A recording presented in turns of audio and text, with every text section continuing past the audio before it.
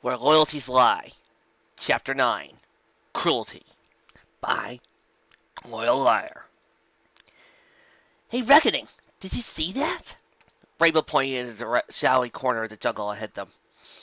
It's on my bad side, Dash. Reckoning turned his head slowly, and then stared into the darkness. Did something move? Yeah, it seems pretty big. You're not going to see anything that far back in the shadows. Besides, like I told you earlier, most of the stuff here is afraid of us. The Manticores and Hippogriff didn't seem very scared of us. Yeah, but they aren't exactly the quietest things in the world. As long as it's not a Bargus, it isn't going to sneak up on us. Despite theoretically covering words, Reckoning's wings flared up a few inches from his back, lightly extended. How are your wings feeling? Rainbow extended her trained limbs and gave them a single flap. Nothing. The surge of figure that always came with taking to the sky wasn't there, nor was the subsequent rise. No good. I can't even get a good jump. I have to admit, I haven't seen many ponies take this long to recover from fade seeds. Rainbow and Reckoning jumped in tandem when a third voice joined their conversation, seemingly coming from all around at once. Kuishi Kuiga Kurola Menge. Desert barely blinked by the time Reckoning's wings flared, his machete clenched tightly in his teeth. He held it only for a few seconds, before dropping the weapon into sight of the approaching creatures. There were at least a dozen zebras. Striped buddies emerged from the shadows in the overgrowth of one another. Most carried spears, though few had long leather cords, with pouches weighed down by heavy stones.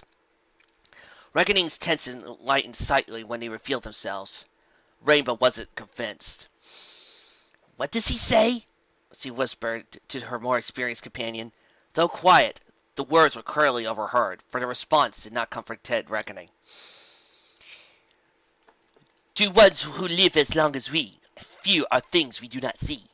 A zebra mare, unarmed and undecorated, stepped away from the group. Hers had been the voice that spoke out first, though it now seemed to be less frightening.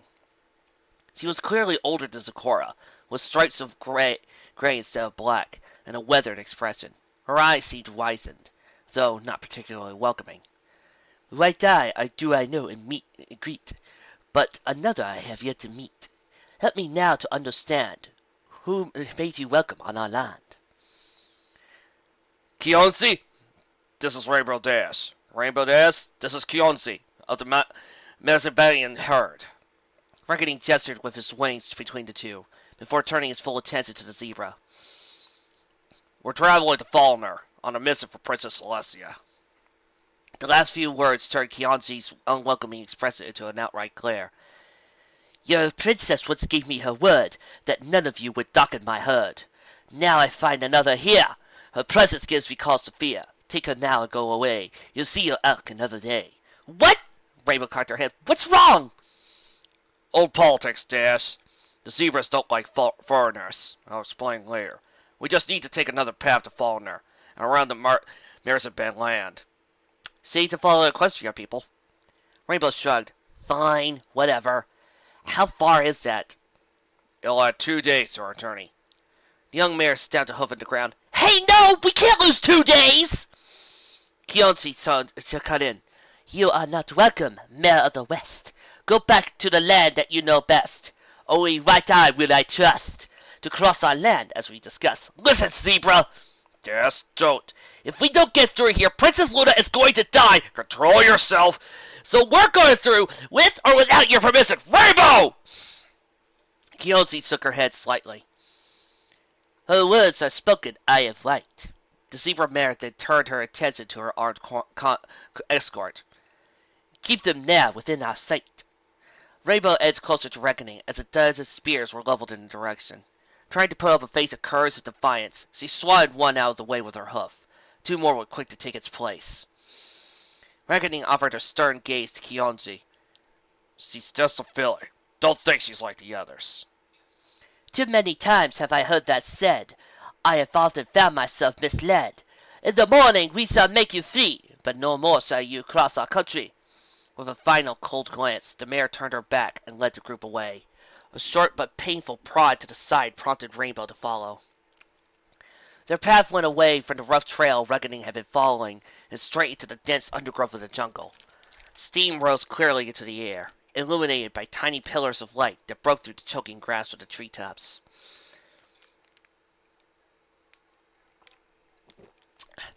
In their earlier travels, Rainbow had joked about daring to use the excrescence of the jungle. Heading downhill into the thickest of the plants, she realized their truth. Above, the heat had been unbearable, kind, and welcoming. It was milder even than Appaloosa or Las Pegasus. In the dark and shadowy lowlands, the heat was far harder and far heavier. No wind broke through the trees and vines. No precious opening let the dew and the heat out into the open blue sky. They watched for almost an hour in silence. Reckoning held a stiff posture, eyeing each of the zebras around in turn. The machete usually present under his wing had been left behind in the clearing. The way that his wing covered the empty sheath made it altogether clear that he was uncomfortable at being at the mercy of the striped ponies. Rainbow sided up against him, grabbing his attention by brushing up against his shoulder. He glanced her way and raised the brow of his blind eye. Rainbow whispered to him, hoping not to gather the attention of the armed zebras around him. "What's her problem?" "It's a long story," the guard's pony whispered back. "Ponies haven't always treated the zebras fairly. Some of them, like Yonzi, still remember that. You shouldn't have pushed her." "I thought if she knew why we were here, she would have let us go. You think no pony actually cares about the princess?" "As long as the moon comes up, who cares? Why do the zebras care who was behind it?" "Sorry about that, Rainbow Dash. Allergies." Reckoning's blunt words were followed by a slow turn of his head. "I'm sorry. That probably sounded bad. You did your best, but we can't fight off this many zebras. We'll just have to take the 3 days. "We have 4 days, Reckoning!" Rainbow's whispered had risen to a barely constrained shout. "That's what Princess Celestia said." "Then we already failed." Then Reckoning looked up at the branches overhead sighed. "You'll just have to trust Soldier On and White Flag. If they can't save Luna, nobody can." Rainbow shook her head, stopping her tracks. One of the zebras pushed at her with a spear, but she stood her ground. "What happens if the elk have the cure and they don't?" "I'm not giving up on her now." Reckoning slapped away a spear, prodding at Rainbow's flank with his wing, and then prodded her to keep walking. As the two Pegasi continued, he responded in a whisper. "Maybe if you hadn't been so adamant, I could have talked to Kianzi. She used to trust me." "She sure did seem like it." "Bringing you here was breaking our agreement. She let me go through her lands as long as I was alone. I was hoping we just wouldn't run into him." Rainbow came to a short but steep cliff and leapt down it. Her wings steadily enough to offer her a calm glide, instead left her to collapse on her face. A handful of zebras found her lack of agility funny, while at least one offered a taunt in her mysterious tongue. A moment later, Reckoning was beside her, helping her up. Irritated, she pushed him away and climbed to her hooves on her own. "Just go on it without me." When they let me go, I'll head back up to the cabin and wait for you." The stallion offered half-lidded eyes, guilty wishing he could tell her better words. "She thinks I've betrayed her now. I doubt she'll let me through. Even if they let me pass, I want to leave you behind." "I'll survive," Rainbow pressed, not bothering to look at her partner. "You need to go save the princess. It's not like they can stop you. Just fly off." Reckoning missed a step at the words. When he recovered his focus, his gaze and words were tempered with steel and cold stone. "They will kill you." The mare had trouble believing the words. She never got a chance to question the statement, however, as a pair of zebra guards stepped up between them, separating the two. Shining Armor watched over the edge of the balloon's bucket as his home shrunk away into the little more than a glint of gold on the side of the immense mountain of dawn. He often left Canterlot on business, but it was rare he didn't know when he would return. He gave himself only a moment of longing, then crushed the emotion silently. Ever so quickly, the sands were running out. He turned around to observe the other 2 passengers of his balloons. As a means to escape Canterlot and Redding's clutches, both had agreed, insisted in fact, on accompanying him to Cloudsdale. Grizzaloo sat with a sour expression, picking the powder out of his coat. Going solo, who had already cleaned herself with the help of a passing cloud, stared off just as wistfully as Shining had in the opposite direction. Hoping to not interrupt her thoughts, Shining directed a question at the disgruntled Earth Pony. Now that we're out of Carolot, what's the name of this contact at Cloudsdale? Go between. Big pecker. With a dirty zeb beard and obedient little eyes. Shining raised an eyebrow, but decided not to give attention to the issue. Instead, he pushed further. Do you know where we can find him?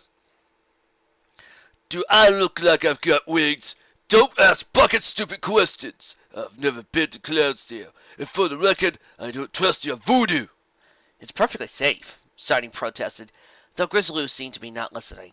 The pony offered a tentative glance over the edge of the balloon's little bucket, and then pulled back quickly. Afraid of heights? Kiss my muck, cuz pony. Fine, fine. Forget I asked. Shining rolled his eyes and turned to going solo. Solo, you wouldn't happen to... Not by name, no. She shook her head. But Cloudsdale's home, even if I haven't been back in a few years. We could track him down. We? I thought you were done. Solo shook her head and cracked a massive grin. I thought so, too. Then you picked a fight with that solid grounded pony. I want you to win. Call it casting my vote for the god. Thanks. It was a real dumb move, by the way. Grizzloo popped up, since we're bringing that up. Solo glared at the other stallion. No pony asked you, Grizz. Doesn't mean it isn't true. You don't go risking your whole damn life just because some pony pisses you off. I'm not risking anything. I know I'm going to win. Look, Captain, just because you're a fairy tale character doesn't mean the whole world is a bucket fairy tale. One way or another, this isn't going to have a happy ending. Shining had attempted to respond, but going solo grabbed his shoulder and pulled him over to her side of the bucket. Their coats rubbed roughly against one another, and Solo put her forehoofs on the railing of the bucket and gazed out into the open sky. There, in front of them, was Cloudsdale in all of his ivory glory. Structures of raw cloud, defined by the slender pillars and wide sweeping curves, gave the city an air of majesty and hate. To Shining Armor, it seemed almost lost in time, harkening back to an era only recalled in history books and the full stories of Heartswarming Eve. I used to be a mailman, Solo told him quietly. I still know some of the ponies we could talk to. Shining spared Cloudsdale his attention and looked over at the wistful mare beside him. Why did you quit? You mean why did I turn to dealing? She pulled her hoof back from the edge long enough to gently punch him in the shoulder. You're not exactly subtle, Captain. I needed the money. Debt? Solo shook her head, still smiling. Nothing so poetic. There was a stallion I liked, a god's pony, and I wanted to impress him. He loved the Wonderbolts, so I figured I'd get him box seats. That doesn't come cheap, though. I can imagine. 900 bits a seat. Solo shook her head. The show wasn't even that good. I told him I won them in a contest. But he just kept prying. Eventually he found out. Did he leave you? Turned me in. Wasn't a big deal. Says I was only carrying nightshade and rainbow juice. 2 months and I was out. Good behavior. And you went back? Well, the post office wasn't going to take me. My cult friend was gone. I didn't have anything else to lose. She stretched her wings momentarily, producing an audible and satisfying cracking noise. Since we're on the topic, though, what's your story? How did you end up captain of the Royal Guard? The question had been asked by 1,000 bright-eyed hopefuls standing the training yard of the Canterlot guardhouse. He gave the same answer every time. I worked my flank off. Yeah, I bet. She glanced back at him. It's a pretty nice flank. He snorted back a laugh, then shoved her shoulder with a soft hit. I'm a married stallion. Doesn't stop pictures of you showing up on all sorts of calendars. She let the implications of the phrase hang in the air, then burst out laughing as a broad blush broke over the captain's face. The sound would carry on until they finally reached their destination. Hey, look on the bright side, Shiny. Cadence? It's Miss February. Ooh, dash. Miss March. It had been about almost 5 years since Princess Celestia had set hoof in the little ivory tower on the edge of her school's grounds. Though she had not come alone, the companions she longed for could not be present. Twilight wasn't there, with kindly questions and friendship. Her stoic gray guardian was absent, leaving the room with the comforting security of his ever-present attention. Worse, though, was Luna, whose absence had brought the meeting about in the first place. How long has it been, Celestia? 80 years! Celestia smiled at the Griffin Emperor, one of the very few beings in the world who could truly said to overtower her. Though she had hoped the expression would make him welcome, she could not be said anywhere near happiness. I'm afraid not, Magnus. We spoke after the border issue in Zabrika. That was only 7 years ago. Magnus, your memory is fading. A third voice did not come from her throat, but rather rang out in Celestia's mind without passing through the air of the quiet sunroom. The princess looked between her two guests, silently wondering why she had chosen Twilight's Tower for her rendezvous with her so-called friends. It was certainly true that the wide glass and marble structure was only a few sights that could comfortably accommodate the trio of massive beings. It seemed, however, that everywhere she looked, Celestia saw a reminder of those who she wished were present in the place of her peers. Unable to find anything respite on anything else, Celestia looked over her guests. Magnus was as proud and potent as ever, with young and regal feathers and a perfectly sculpted physique. His beak idly sampled a few strips of raw beef that the princess had provided with some degree of unmentioned reluctance. The other guest was always one to unnerve Celestia. Lady Valdria, ruler of the Elk, was not altogether much larger than her kin. Indeed, even without the sheer height of her usual radiant form, Celestia stood a head taller than the hind. The difference was somewhat mitigated by the curiosity of her skull. Elkish stags were known for their proud and many-spurred antlers, each point which could manage magic in the same manner as a unicorn's horn. Valdria and her line made up the rare few females of the species to bear the glorious curved antlers that gave the species their magical might. Hers in particular were enormous, made up of swooping curves and tiny prongs that often gave the false impression that they were of little threat. Like most elk, Valdria did not speak with her tongue. The mouth was considered a private, intimate body part, and to open it in public was rude. Instead, she spoke to Celestia with mind with magic, and in effect she always left the ruler of the ponies feeling as though some level of her privacy, along with her constant mask of calm and control, had been stripped away. It has been many years, however, since so many of us were gathered. So many! Magnus and Suey's chuckle sent books spilling from their shelves. We are only half our number, Valdria. Kred still rests in his fiery hole, no doubt counting his hoard, though I do not know why Kagan has not joined us. You truly pay no mind to the world beyond your borders, then, Magnus. Kagan tried to claim Celestia's southern lands, and she crushed him.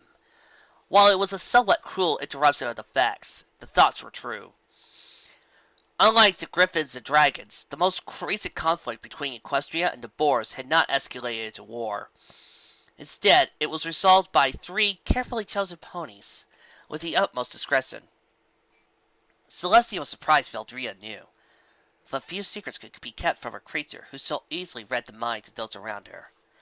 I was most troubled to learn of Princess Luna's misfortune. I had hoped to speak with her after her return. Unstated in words, but made clear by her thoughts, was that Valdria blamed Celestia not only for Luna's absence, but her current peril. Luna had always been more accepting of the Elk and their ruler. She found less fault in their sudden shifts of nature and their duplicitous love of half-truths. Perhaps that's why Celestia had not spoken to the Elkish ruler in over a millennium. Both, it seemed, were unhappy with that arrangement. We all have, Valdria. Celestia, though I admire your efforts, I must say you aren't half the artist she is. Magnus vaguely gestured upward. Looking at the same sky for 1,000 years was less than inspiring. Celestia narrowed her eyes. Perhaps if you had actually told her your opinions 1,000 years ago, I would not have had to do what I did. Perhaps.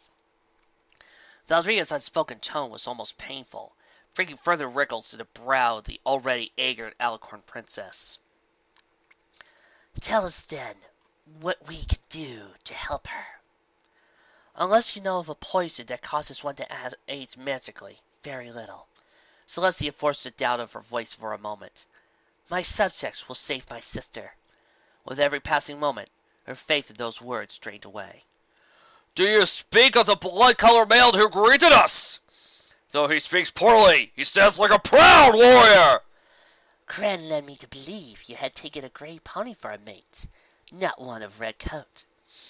She did smile, and no laughter rang out in her minds, though somehow both Celestia and Magnus could find a teasing tone in her words. I had hoped to meet the pony who finally broke your will. You must be kidding! We all know that Celestia hasn't taken a mate in at least 8 millennia! Magnus shot a look of piqued curiosity towards Celestia, who nodded slowly. We would have heard. Rumor had it that he would be the one to join us if Luna were to pass. I do not bear foals, the princess stated as a matter of fact. I have no interest in watching children die while I remain behind. The question is moot. He's dead. She looked over the library's walls of books, expecting to find a mantle of statues emulating his shape. Perhaps she could not have let herself grow so attached. Most of her bodyguards didn't last as long as he had. You get too attached, Celestia. You would not be so lonely if you could only learn to let go.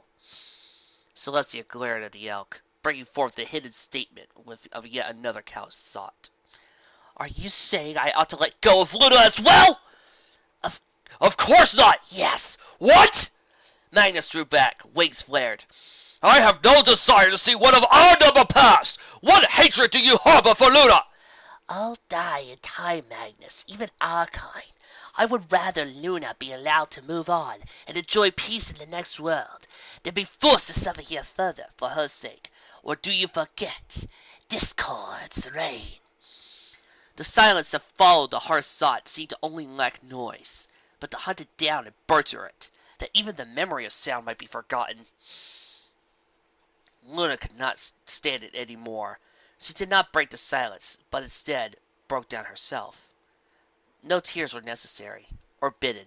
She had split more in the past week than in 100 years preceding it. Instead, she simply crumbled, laying her head on her forehoofs, allowing her half-illuminated mane to spread out like ink. Are you well, Celestia? Her heart aches, Valdria explained. The guilt is hers, and she wishes for... The elk's unspoken words dropped off suddenly, then picked up again only a moment later. I can grant your unimagined wish, Celestia. The mine is open to me, even hers, but I do not promise you will like what you discover.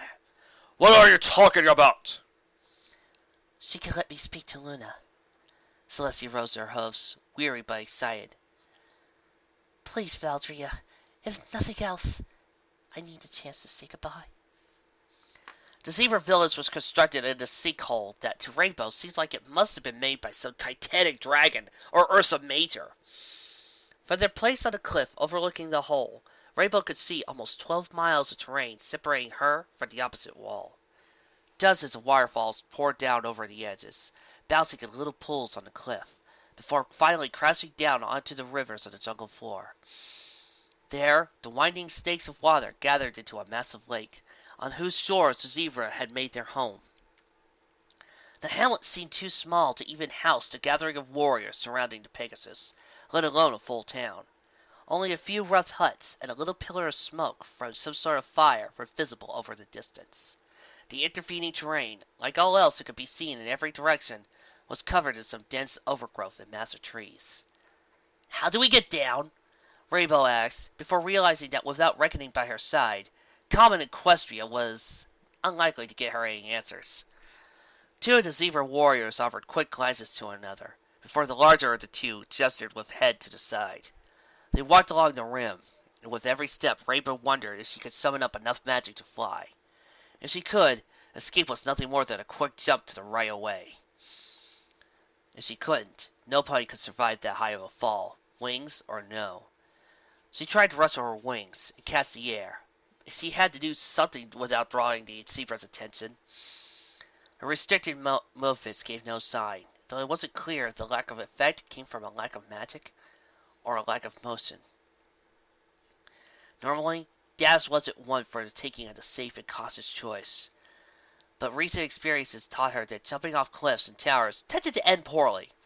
She wasn't particularly inclined to dive face first into a ground at Mach 1 a second time in her life, even if the first had turned out better than expected. Thus, she was left to walk along with the zebra escort. Only a minute of walking later, one of the zebras pulled aside some bushes to reveal, well, Rainbow wasn't sure what it was called. The structure was basically an enormous version of the bucket to Twilight's hot air balloon, decorated in jungle wood and brightly colored zebra mask. Instead of a balloon, though, it hung from thick rope, which traveled over a pulley over the edge of the cliff, before dropping down to the sheer height. The bucket was big enough to hold probably a dozen ponies if they squeezed.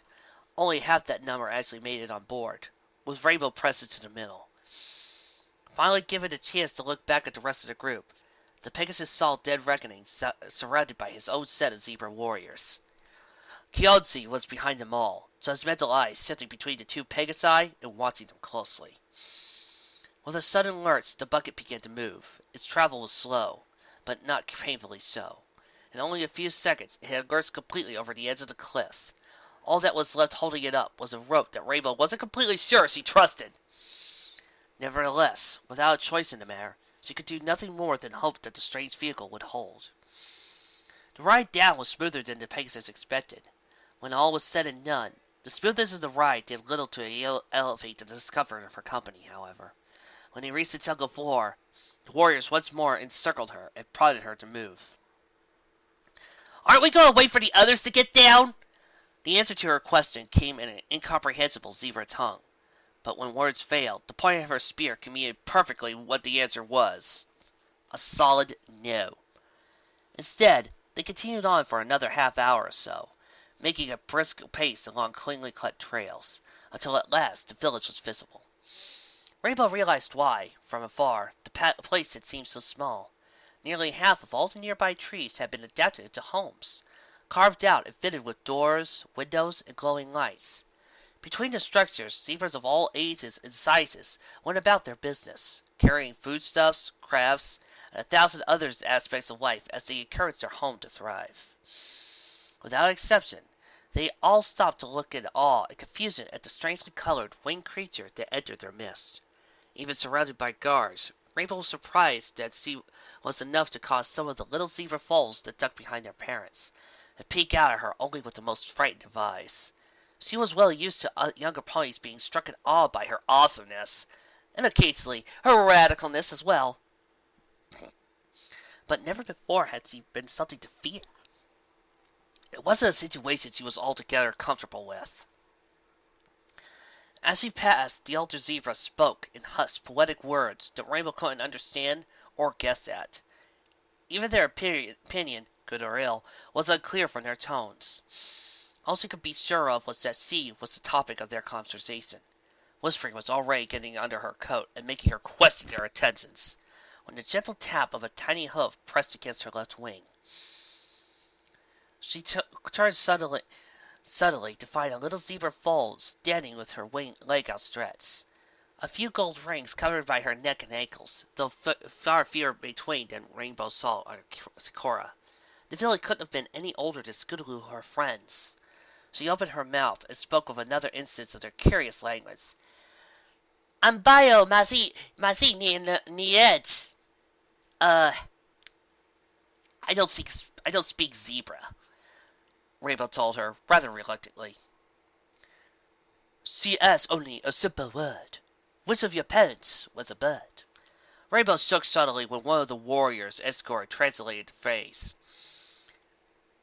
"You speak Equestrian? Why didn't you say anything?" There was no poetry to your tongue. We do not share it with our young. Rainbow raised a brow, before deciding that the full meaning of the rhyme wasn't worth her time. Clever! Look, kid, I'm a Pegasus. Both my parents were Pegasi, too. I didn't have a... Before she could even properly finish, the same zebra warrior began speaking at 1,000 miles an hour in rich zebra. Rainbow caught the word Pegasus used twice, bluntly, and both times the child made a face like she had tasted something sour. When the explanation was over, she giggled to herself and ran off. Hey, wait! Dash called, but her words came too late. Instead, speaking his directions, the zebra stallion guiding her went back to his usual stalwart practice of pointing most directions with the tip of his spear. Rainbow was thankful that she had yet to suffer a real wound, but the pain was still very real, and quite uncomfortable. Eventually, the prodding led to the side of the lake that Rainbow had seen from above, where a handful of large mud huts existed without trees to support and disguise them. In their center was a large open space, surrounding an enormous fire pit. Here, more than anywhere else in the village, were countless zebras simply standing about, speaking to one another and engaging in what can only be called life. All at once, as Rainbow was forced into the opening space, everything stopped. The zebras turned and stared. The Pegasus stared back, before her ever-present guide prodded her to a seat on a stump near the fire. A place for guests. Here you may rest. Having said this piece, the stallion sat down beside her, spear still in hoof. With nothing else to do, Rainbow sat and waited. Thankfully, said waiting did not last long. Little more than 10 minutes later, the sound of arguing could not be clearly heard in the distance, approaching the fire circle. She turned toward the approaching sound and saw dead reckoning surrounded by dozens of spears. Ignoring the blatantly obvious threat, he was shouting quite loudly at Kianzi, who seemed herself barely interested in the words. She isn't like them. She's barely even a mare. Do you expect me to be so naive? I know what will happen if I let her leave. Don't punish her for something that happened before her lifetime. Why should I trouble her? Old actions still punish my herd. I will speak no more of this today. Rest now and be on your way. But know forever I am right. You are no longer welcome within our sight. Reckoning clearly had more to say, but Kianzi turned her back on him and strode into the center of the village. The scout stared for some time at the zebra wandering away. Finally, in anger, he stomped a hoof against the ground. Rainbow's wings unfurled when the motion was accompanied by a clear crack of thunder. The motion surprised a great many zebras as well, judging by the number of spears that were immediately pointed in Reckoning's way. He muttered a half-dozen words in zebra, which Rainbow had not expected, and the weapon was lowered. From there, it took only a few moments to see him seated on the stump next to his young partner. Well, that didn't work. You're telling me. Rainbow laughed a little. You speak zebra? Really, really badly. I usually offend them, since I'm terrible at organizing the poetry. Their language doesn't rhyme, though. Not all poetry is rhyming. The zebra language is a language of poetry, and it's considered rude not to take the time to organize your words. Zebras believe that Equestria is a rude language because of the way our words are built, making a lot of their usual ways of speaking impossible. They just use rhymes because it's the best they can do. Really? Well, I'm not much for the sappy poetry stuff. Are you going to tell me what's up with her now? Huh? Reckoning cocked an eyebrow, until Rainbow gestured in the direction that the zebra herdlier had wandered off. Kianzi? Oh, sure, I guess. It happened probably 38 years ago, when I was first made a proper scout in the Royal Guard. I still had my eye back then, not 2 months older than you. Anyway, after the war with the Griffins, we put up a bunch of outposts in the jungle. We being the Guard. We put a whole bunch of National Guard ponies there, and they brought their families. After a few years, the outposts turned into more training posts, hunting and mining out in the jungle, and paying off zebra labor with cultural advancement. Basically, they were telling the zebras all this. He gestured wildly to the fire pit and trees and the village in general. Was wrong, and our way of living was right. Like the buffalo in Appaloosa? Rainbow smiled, thinking back to the peaceful, if entirely silly, solution to their little war. I don't know a lot about the buffalo. but what have I heard sounds familiar. The difference is that the zebras welcomed us at first. So lots of ponies showed up, with pony ideals and pony traditions. Slowly, but surely, the zebras stopped barely being zebras and started looking to like just another breed of pony. Some of them were all right with this, but quite a few herds, like the mares embodied herd here, took it as a threat to their way of life. They started fighting back. What happened? A war? That's what a lot of ponies wanted, including the military governor of Zabrika at the time. Princess Celestia wouldn't have it though, so instead she gave the tribes a choice. They could join Equestria and enjoy the comforts of our protection in exchange for the risk that they lose their individuality and their tradition, or they could remain as they were, protected from Equestria's influence but isolated. When a lot of tribes chose the latter, we had to get ponies off their lands. I was sent in to get one of the last stragglers, an ivory trader named Kurt Nod. So what? Did you screw up or something?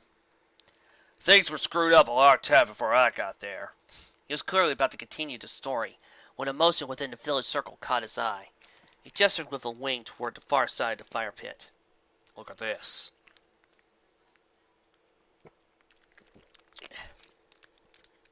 Rainbow followed his direction and saw a mare not much younger than herself leaping up to the edge of the bonfire. She wore a skirt of dried grass leaves, while numerous golden rings surrounded her neck of fetlocks. What does this have to do with your story? You'll understand when I get to it. Even if it didn't, I want you to see this. It doesn't happen every day. Reckoning twisted on his stump, turning his body to face the mare on the other side of the fire. Rainbow looked around the gathering and noticed that all motion had stopped. Every pony, or rather, every zebra, was looking intently at the young mare, who stood tall with closed eyes and a tense focus. Without any warning, she began to hum, stomp her hooves in an intense rhythm against the packed dirt. The music had an alien beat. Was entranced the Pegasus mare and found her hooves tapping along. The accompaniment, however, was short-lived, as Stas' surprise at the next development left her frozen in place. The zebra mare leapt into the fire. The flames danced around her coat and mane, even as her hooves navigated the burning wood. Her song continued as her dry skirt caught flame, and the gold rings covered her body melted away. Seemingly unharmed, she continued until the molten metal had peeled away from her flesh, before finally leaping out of the fire. In her new place, she was no more than 10 feet from the Pegasus guests. She offered them a confused glance, as if seeing them for the first time, before turning to walk away. As she passed out of the circle and back into the trees of the forest, all the assembled zebras, along with Dead Reckoning, spoke a clear, single word. Caribou! What about caribou? It means welcome in zebra. That young mare just passed her rite of passage and became a full member of the herd. As a shaman, we were congratulating her. So, that was Earth Pony magic? I thought you said Earth Pony magic couldn't do crazy stuff like that. That they just got strong and grew things. Reckoning nodded. That's what proves zebras are actually a different breed of ponies than Earth ponies. They have totally different magic. I'd tell you more, but I don't know very much about how it works. It's always impressive, though. Without those gold bands, she was recognized as a full adult, and she has a say in the way the herd makes its decisions. So, do all zebras jump into the fire like that? Nope, just the shamans. A zebra's rite of passage is meant to prove that they'll contribute to the herd, doing whatever it is they're best at. You could say it's like a test of their special talent. It's a special treat, seeing a shaman's test, though. Don't happen very often. You seen this before? 38 years ago, I saw the rite get failed. Rainbow's focus shifted to the fire, then back to Reckoning's apathetic pace. The scout was staring into the fire, seeming altogether unaware of the mare standing beside him. You pass, you're part of the herd. You fail, you're part of the land. That's terrible! It's life, Dash. Reckoning took a long, slow breath and curled down into his log. But your reaction is the same as a lot of opponents. That's why they wanted to change the zebras in the first place. Reckoning shrugged. They only respect their own traditions now. Anyway, you might as well catch up on that sleep you missed. If what you said about 4 days is true, then this is over. We can already start heading back to Caroline in the morning. Rainbow Dash watched his reckoning follow his own advice and descended into slumber. Then, with poignant attention, she stood up off her log and started walking into the village. Her guard tried to stop her, but she brushed her spear away with a wing. Let me talk to Kianzi. The infirmary was quiet. Doctors had removed much of the monitoring equipment surrounding the dying princess, knowing at least in theory what condition plagued her patient. Her form reclined on the bed, sad, yet serene. Your Majesty! The princess turned suddenly, not expecting another present in the room. Nevertheless, in a bed on the wall opposite her sister lay a fairly familiar face. Sergeant Crack, is your wing healing well? He'll fly again in a few weeks. The soldier answered with a smile. Good, the princess responded vacantly. She was about to disregard him completely when another nagging thought popped into her mind. Sergeant, Captain Armour gave me a very curious report on your treatment of Rainbow Dash. The soldier's face turned surprisingly red before resuming its olive trend. I was given a very difficult assignment to ensure that she was prepared for duty on such a very short period of time. With respect, I felt that unconventional methods were called for. Celestia looked the pony square in the eye. He certainly wasn't like Soldier On or Red Ink. The stallion squirmed on her geese, knowing he was being judged. We will speak on this matter in the future, Sergeant. Until then, I have other matters to attend to. Please do not interrupt us. Celestia then turned back to the doors of the room, and pulled them open with a gentle burst of magic. She left the elk ruler outside, thinking to the clear room of medical staff, but the pause had been just as useful for dealing with the honor guard. Having resolved the issue, Celestia welcomed Valeria inside. This place remembers death. It has seen many of my little ponies healed, Valdria. Instead of another move in the game of hard daggers, the elk ruler simply changed the topic, seeing Luna's defeated form at the far end of the room. Slipped away slowly. Remember, Celestia, that the mind wanders in a dream. She may not know what has happened. Be gentle to her. Please, Valdria, I have no intention of hurting my sister further. The tips of the 4 points on Valdria's antlers ignited with a golden white mana. 1,000 years of history disagree. Before Celestia could find words for a rebuttal, the world suddenly changed. The princess was overcome by a sudden sensation of vertigo, as the colors of the infirmary washed away like ink by a splash of water. Everything blurred together, before slowly fading away into darkness. The next sensation was cold. The heat sucked away from Celestia's coat, leaving her icy and shivering. Her body felt weightless, floating aimlessly in eternal darkness. She gasped for breath and found none. Even the sound of her desperate search was absent. The silence continued only for a few moments, before pinpricks of light appeared amidst the inky veil surrounding her. Just when her mind recognized them as stars, the feeling of weightlessness faded. All at once, she was falling, and then the ground hit her. Everything was the wrong way up, or so it seemed. The dirt below her felt dry and dusty. She rose to her hooves slowly, struggling to regain her equilibrium. The world around her was a plain of nearly featureless chalk, stretching on in minor hills and ditches on the inky horizon. Overhead, amidst the stars, a ball of blue and green hovered low. Instead, on a little mound of chalky white dirt, a mare sat in a very particular spot. To any pony else looking at it, the place might as well have been another patch of dust. But to her it was special. From there, she could stare up at the beautiful ball of colors that hovered overhead, offering only a little glimpse of life in an endless sea of stars and darkness. Luna? The mare turned slowly, and Celestia broke into a gallop. Tears were frozen to her sister's face. Sister Celestia! Why are you here? I came to see you, Luna. Celestia wrapped her hose tightly around her sister, unfurling her wings to complete the embrace. Luna simply collapsed into the welcome contact, Between sobs and gasps for breath, she spoke. What? What did I do? Celestia looked down at her sister in shock, and then embraced her tightly. What do you mean, Luna? You've done nothing. Why are we here again? No sooner were the words spoken than Celestia realized the extent of Luna's sorrow. Without releasing her sister, her eyes swept over the lunar plains. Everywhere were tiny marks of pain, torment, and the long, slow battle of patience. The small boulders hiding scratches were in fact tally marks numbering the millions. Amidst the loose rock of plains, one stone was an effigy of her own head.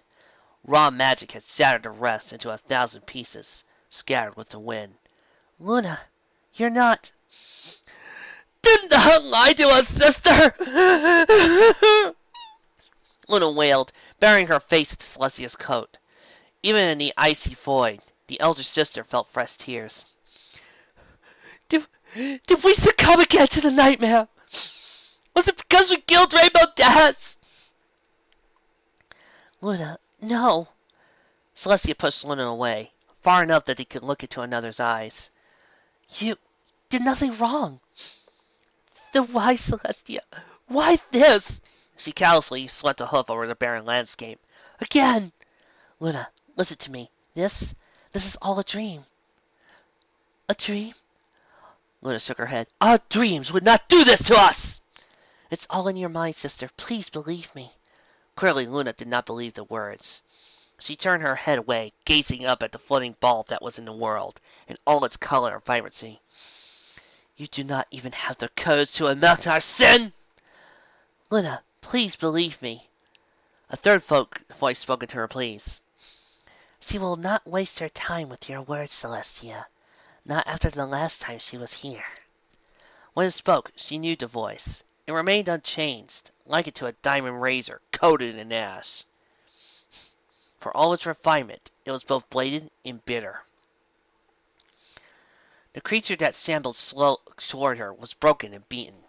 Its jet-black coat had been roughed and cut into a callous hideousness. Its mane hung limply by its sides. It struggled on 4 broken legs. A single crippled wing hung limply at its side. Above its tired, tealed eyes, a shattered stump was all that remained of a once proud horn. Whatever the pitiful creature had been, it was now only a thing of suffering and pain, struggling to continue what little life it had left. You! Celestia sifted to herself to stand for battle, horn pointed and wings flared. How are you here? Do you really feel like me like this, Celestia? In the cold, empty void, it echoed. Perhaps that is easy to understand. To answer your question, this is what your so-called harmony wrought. At first, magic simply shattered us, pulling us apart bit by bit. When it faltered, honesty was there to remind that we deserved every ounce of pain we were suffering. Loyalty called to mind every time we had wronged them, and laughter. Her slitted eyes stared off into the void. The laughter. And yet here you are. Celestia looked away from the broken monstrosity, back to her sister. Luna, believe me, this isn't some sort of terrible punishment. I never wanted to do to you what 1,000 years ago, and I would never do that again. Luna stared at the nightmare as it approached. Her misty eyes slowly dried. Sister, I would never give in to that jealousy again. Not even if I am forced to endure this place for a millennium more. She elevated her tone, calling upon all the courage she could muster in her time of trouble. Foul beast! How is it that you still survive? The same reason I was destroyed, the nightmare responded. When the damage was finally done, and I had learned to long for death, only the kindness finally speak up. All could be saved if given a chance. The words were painful, but generosity insisted I got that chance. So instead of destroying me completely, I was left broken, but alive, longing with every minute for darkness to claim me, but it would not come. Nightmare shambled to Luna's side. It did not sit so much as collapse on shattered knees. Your loneliness now gave me the strength to come forth. Luna shook her head. Do not expect our pity. Whatever we did to be banished once more, we harbored no hatred for our sister. You are so young, Luna, so forgiving, so blind to the world around you. And in turn, thou art bitter and cold and unable to forgive. We prefer our own illusions. The princess looked up at Equestria, floating high overhead. It is no longer our sister's power to force us here. Our judges were 6 others. If they called upon harmony upon us, it is because we did some evil to deserve it. We shall endure our punishment nobly, and without you. To Celestia's surprise and happiness, the creature began to fade at those words. Its dark blue body and eyes lost their sharp and hateful focus. Even as its bodies began to be whisked away by the ethereal wind, however, it spoke up once more. Say what you like, Luna, but we both know that we are one. You will never be truly rid of us, as long as you live. For some time, the 2 sisters sat staring at the place their oldest foe had once stood. Celestia occasionally spared a glance at her sister, but Luna's sorrow had turned into a saggant stare, unaware even of her sister's presence. This continued even as the moon spun, bringing other parts of the world into plain view. Then, without warning, the silence shattered. Sister, tell me the truth. What has happened to us? Celestia took the time to gather her words. Her neck turned, to look once more into the sad and empty eyes of her only true companion. Luna, you were poisoned. Poisoned? Yes. An assassin tried to kill you while you were bringing out the stars. Rainbow Dash saved you from falling to your death, but the poison was already within you. Luna's vacant stare was broken by a flash of thought. I remember. A rainbow, in the night, and a massive sound. A sonic rainbow, yes. Luna turned away from Celestia's gaze, but not fast enough to avoid the elder seeing the sadness that spread over her face. She gave her life for me? No, Luna, she lived through... The words were cut off by a far harsher tone. You said you would not lie to me, sister. I already know she lied. Her life passed beneath my wound. I judged her soul. The venom in the younger's voice faded in an instant. I sent her to the summer lands. Luna regretted her words. Forgive me, Luna. I get so used to saying that. Yes, of course. In any case, the poison had placed you in a coma, Luna. You're dreaming this. It is all within your mind. If 'tis truly my mind that bestows upon this suffering, surely you have no more a figment of my imagination as well. No, Luna. Valdria let me come here, to speak to you. I cannot join you, Celestia. To enter myself is beyond my power. Do not make her expect me to appear. Electing not to acknowledge the voice of the elk aloud, Celestia stepped closer to Luna and changed the subject. Our subjects are working to find a cure, Luna. Who, sister? Which of our subjects could forgive us easily enough to do such work? Sensing the pain and guilt in her sister's words, Celestia answered with the most comforting name she could produce. Rainbow Dash is searching for a cure as we speak. Realization dawned over Luna's expression. Her eyes widened as she turned to her sister. Surely, Celestia, you didn't steal her reward from her? Celestia's response was to look guiltily away. For no small time, silence held their conversation. When the elder sister finally spoke, it was after a long breath, and it came in quiet words. Luna, she knew about the assassin. I needed to hear what she had learned. I needed her help. Did you at least tell her friends? Celestia's response was to only look away further, earning an even more emotional question. Didst thou tell her? Celestia sighed. and forced herself to look back into her sister's eye. I wanted to keep attention on saving you, Luna. Rainbow was so willing to help. She even agreed to be your new bodyguard. Luna clearly wasn't sure how to feel the revelation. Her eyes closed, but not in sorrow. Instead, she retreated into introspection, wondering to herself about what she had learned. Finally, an answer of sorts came to her mind, and left her mouth slowly. Tell her I said, thank you.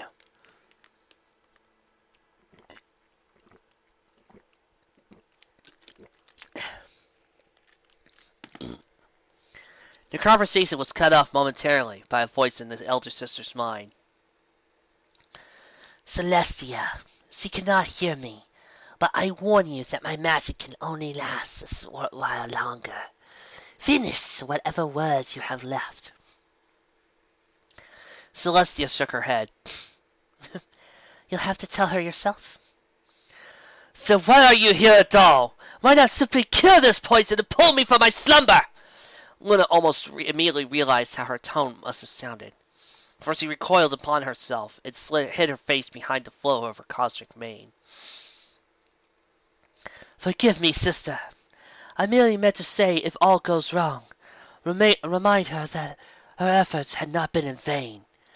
We will save you, Luna. I will. Luna's response nearly shattered Celestia's heart. I am not the only pony in the world, sister. If we have to leave this world, do not forget our subjects in mourning. She smiled. It was a bittersweet thing. Do not think I forgot Hurricane. The humor of the statement fell in sorrow. Luna, I love you. I love you too, big sister. Thank you. The world began to blur again, and the stars and moon faded into colors. One more of Luna's words reached her sister's ears. Goodbye. Rainbow Dash found herself in a large room, not unlike Sakura's residence in the Everfree. Colorful masks adorned the walls, along with a bed in a corner, and nearly a half-dozen seats. In the largest of these, centered against the far wall, Kionji sat, her weathered face judging Rainbow before she could even speak. There were no other zebras present. Even the guard had remained at the door. Only the old mare and the young Pegasus were there, watching each other coldly. The zebra elected to speak first. Rainbow Dash, your words are more. Why is it that you darken my door? I wanted to make a deal with you. Reckon and I need to keep going so we can save Luna. We will not let outsiders go. Our lands are closed. Our answer is no. Yeah, that's what you said earlier. I get it. Rainbow broke a cocky smile. She had a plan. So you only let members of your herd walk around on your land, is that right? Yes, young man devoid of rhyme. Now speak your mind and stop wasting my time. Rainbow had expected such a harsh response. Okay, jeez. I want to take a rite of passage.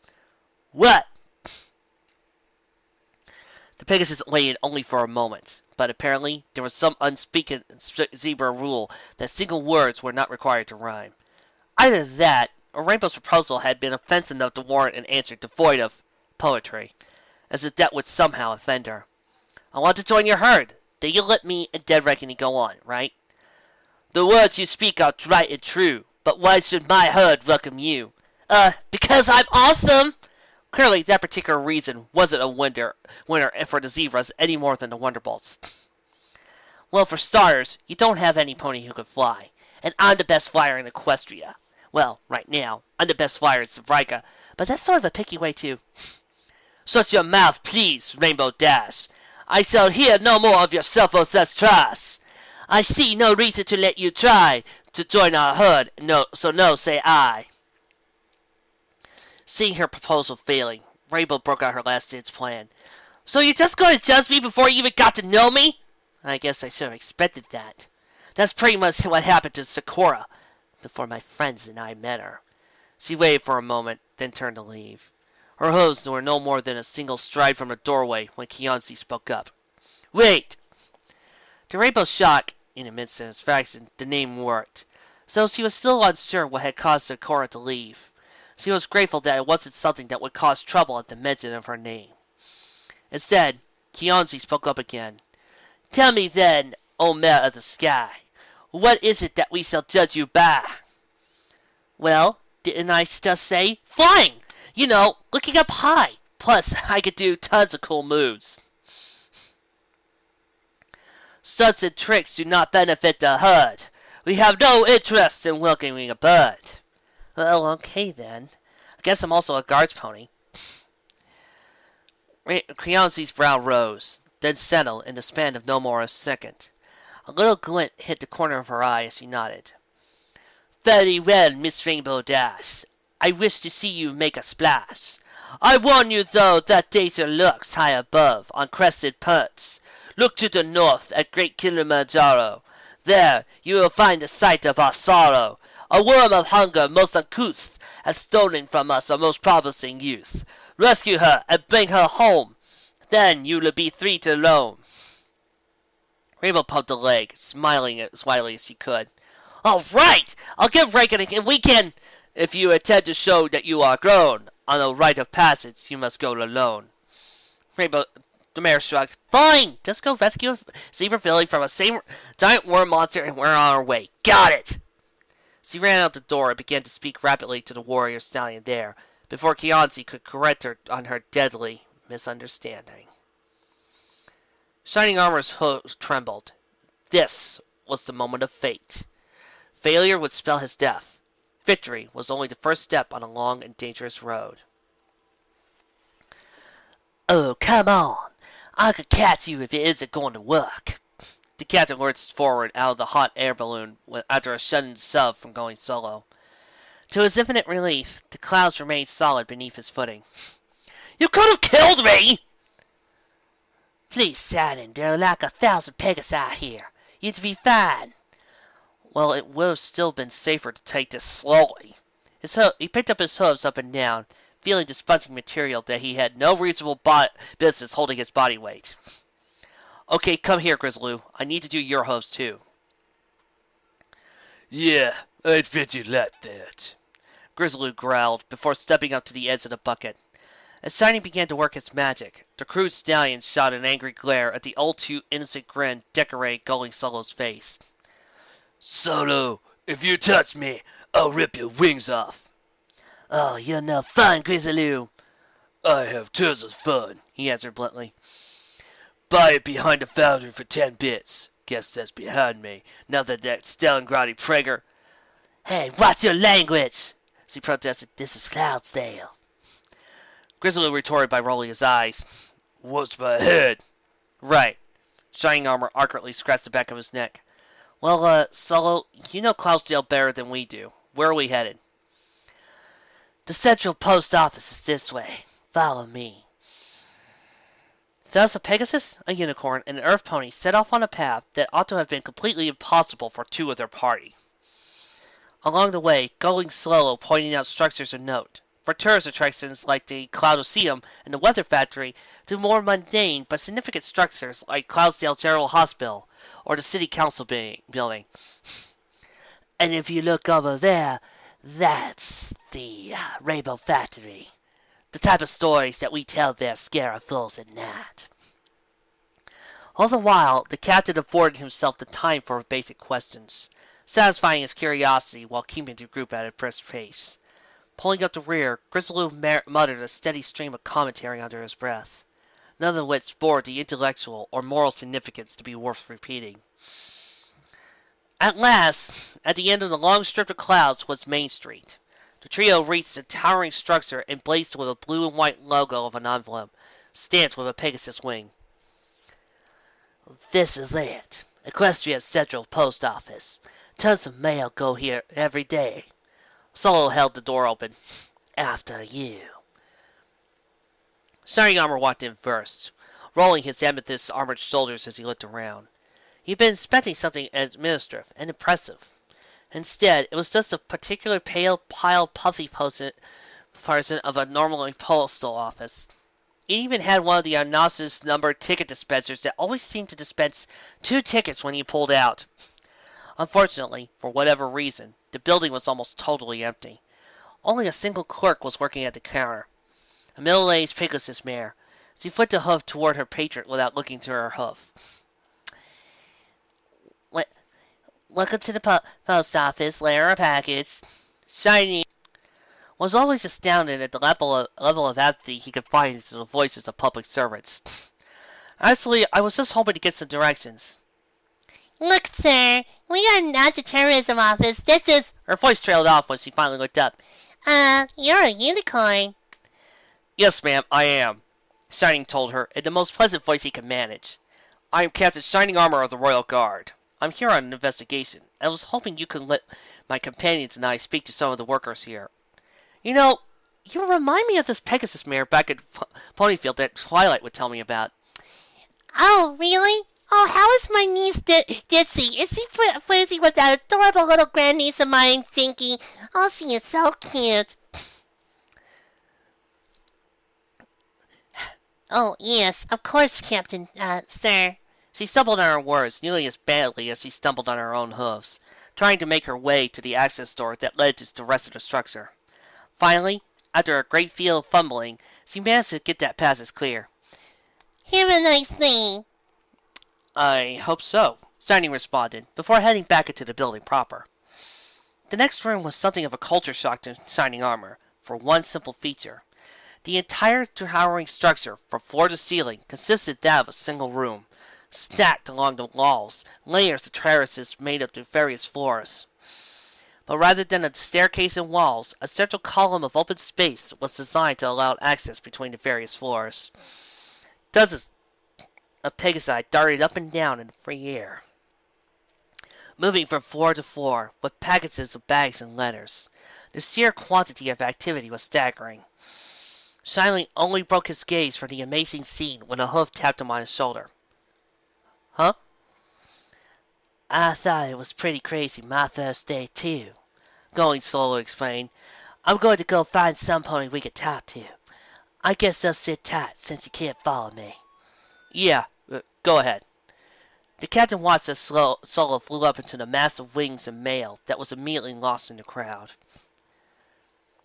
Living this high does something to their brains, Grizzly stated rather bluntly.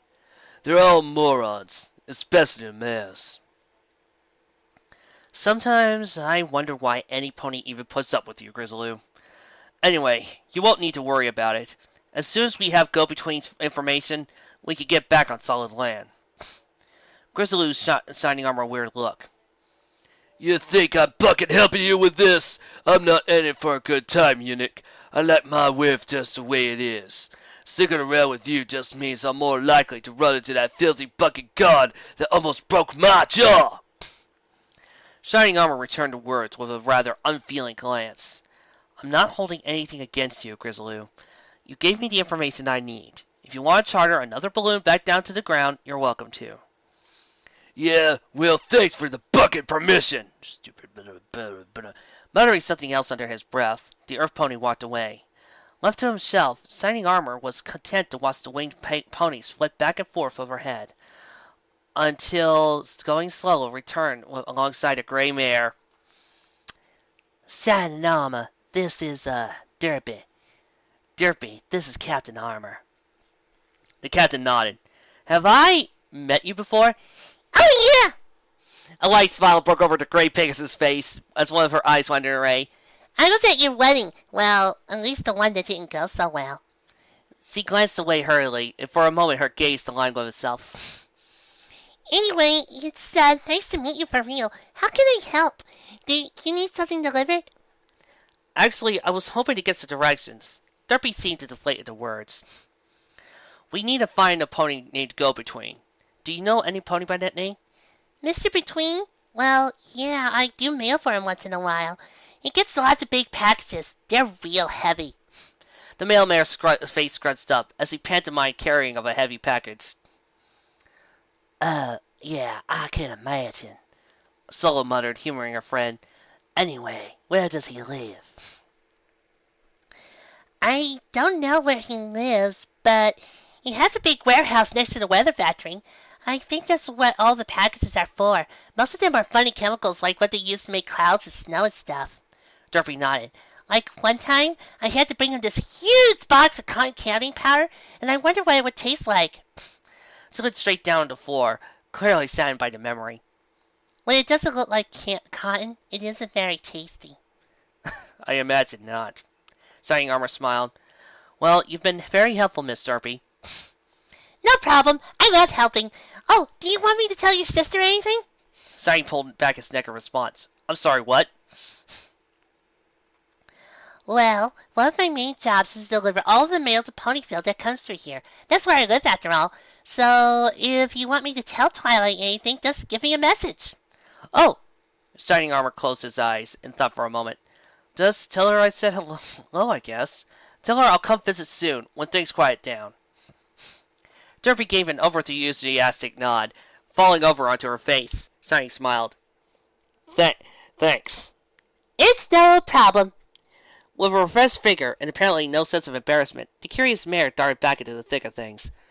Thank you for the cameo. No problem. Can't wait for the next Ludiverse story. What a nice mare. She's a nice mare, Shining observed.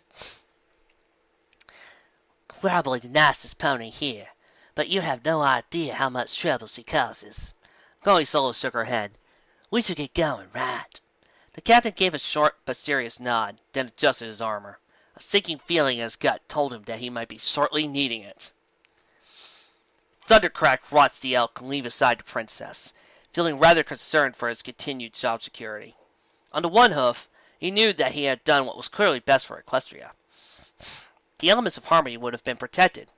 Rainbow Dash would have been out of the honor guard for good, and every pony would have been back to trying to catch Masquerade. On the other hoof, he basically put not only a trainee recruit, but one of the bearers of elk harmony in danger. And a drunken brawl with a bunch of guards pony. Sure, there was no way she was going to get permanently injured with him watching, but somehow he felt like he was going to have a hard time getting Princess Celestia to believe that. He gritted his teeth. It shouldn't even been an issue. The honor guard did worse things on almost a weekly basis.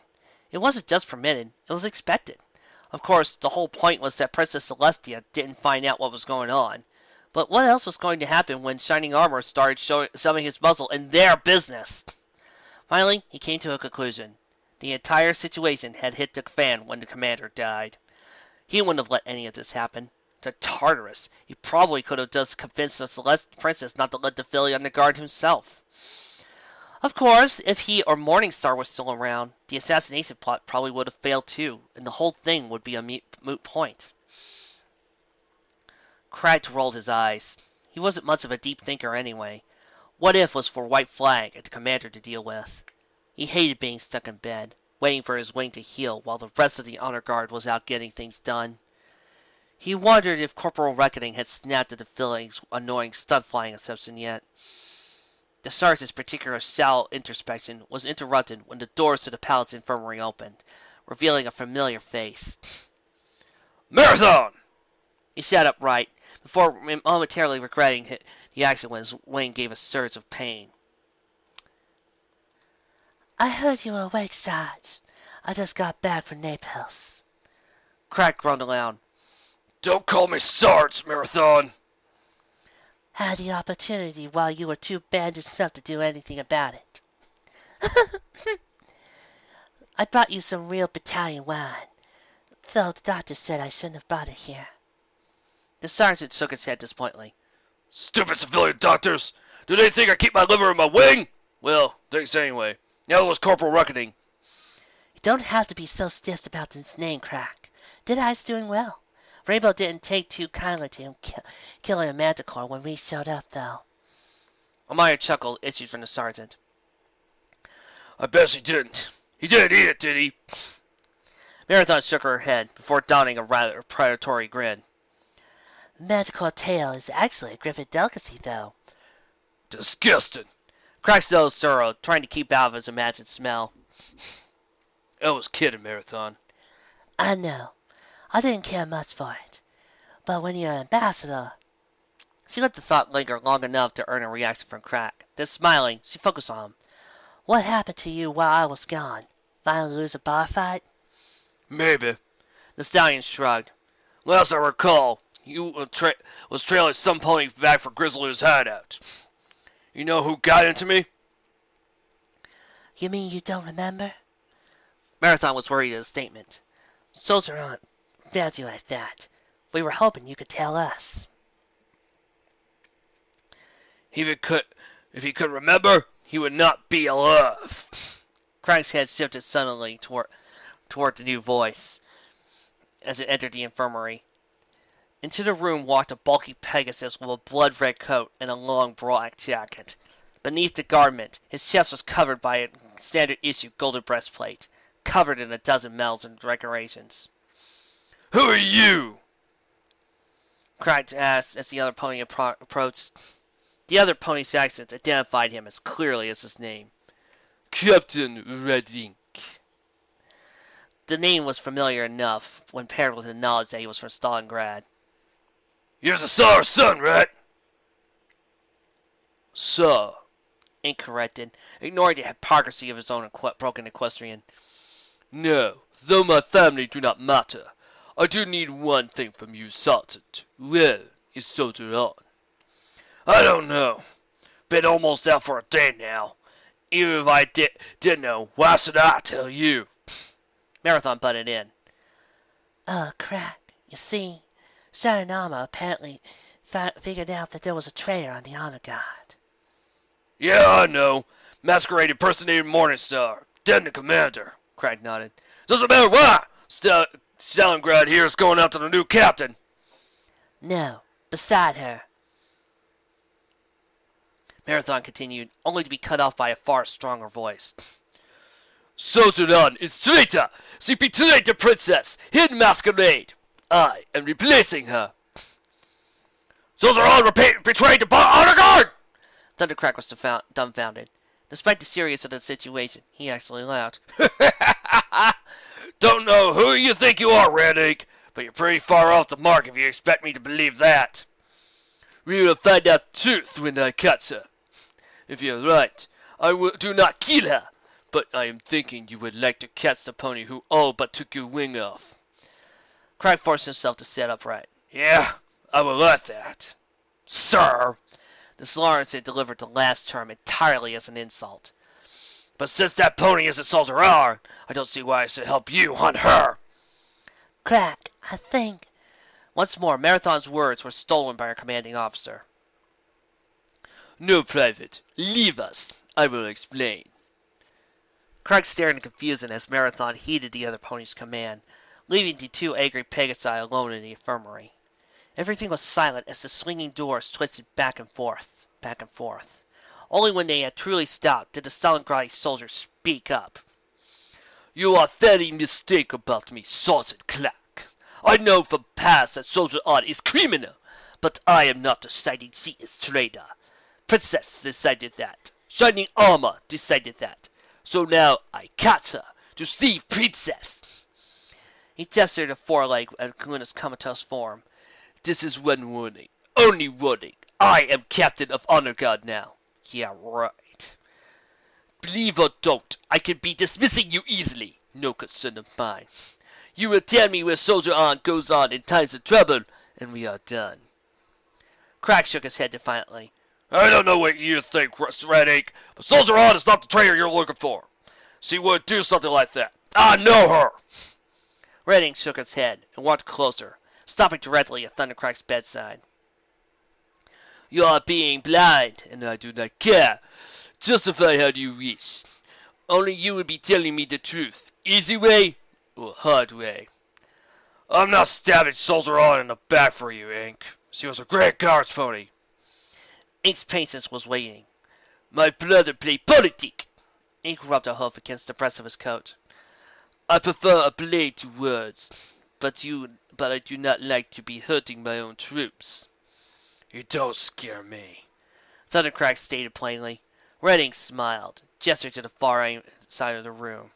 Without looking, the sergeant knew that Luna's comatose form occupied the space in question. Princess is sick and sleeping. Try not to wake her. Then the Stalingradi soldier lifted a hoof and leaned down on Thundercrack's left wing. Ah!